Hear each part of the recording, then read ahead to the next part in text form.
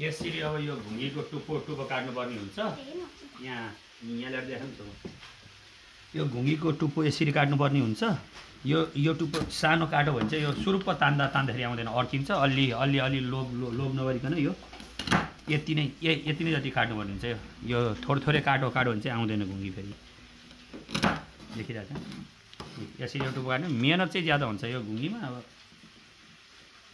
राति होला यसरी काटो पिठो खुवाएर राखेको हुन्छ ऊ।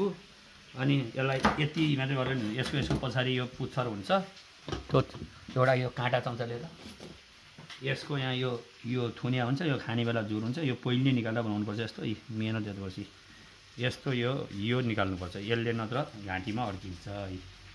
सबको यस्तो हुन्छ। मेहनत ज्यादा पर्छ क्या यसमा, तनाव छ तनाव। एक्लै गर्नुपर्छ। यस्तो पुच्छरको यो निकाल्नुपर्छ। एउटा काट्दै भिडियो बन्द स्टपमा थिएन।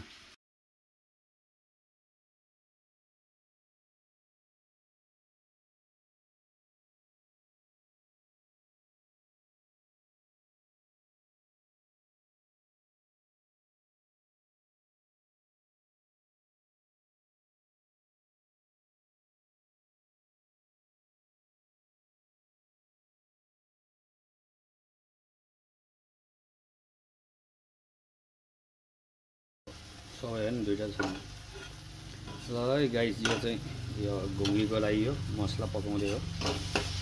खोर्सानी चाहिँ हालेन त, खोर्सानी हाल्यो भने चाहिँ पिरो भएर उत्यो हुन्छ। अब यो अलिक गलाउनको लागि सानो आगो पारेर यसलाई छोपिदिनु पऱ्यो। यो मसला पाकेपछि झोल हाल्यो। हिजो बेलुका पकाइएन, ढिलो हुने भयो। झोलामा छ, फ्रिजमा राखेँ।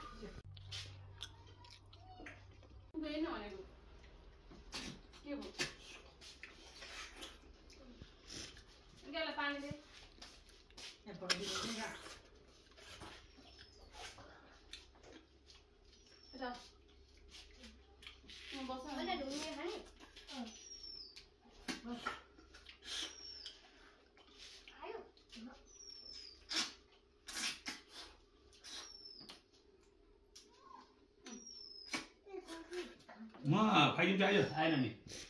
त्यसरी होइन, यसरी तान्नुपर्छ मम्मी। यसरी सुरुरा तान यता तर तानी ट्याक्कै जिब्रोले थुन्ने अनि फुत्ते तान्ने आउँछ।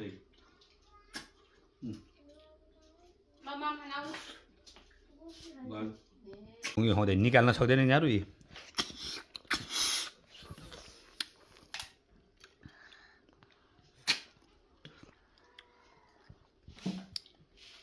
निकाल्दो केटाहरू। क्वाप छ नि त केटाहरू।